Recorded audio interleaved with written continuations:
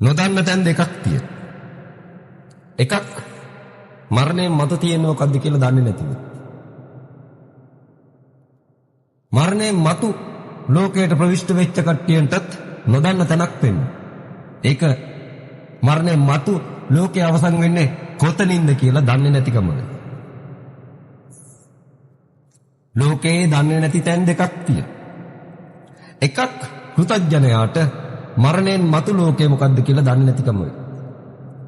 රහත් වෙච්ච කෙනාට ඒ රහත් ඵලය අවසන් වෙන්නේ කොතනින්ද කියලා දන්නේ නැතිකමක් තියෙනවා.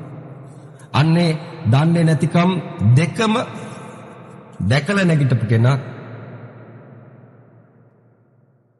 මේ ලෝකේ තුන්වෙනි න්‍යාම ධර්මයට යන්න මඟ විවර කර.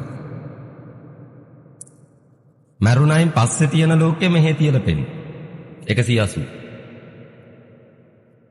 ඕනම මිනිහෙක් මරුණයින් පස්සේ තියෙන ලෝකෙ හිටවල පෙන්නන 180.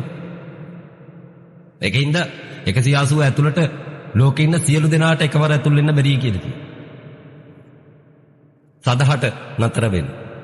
මග ඵල හතරක් තියෙනවා.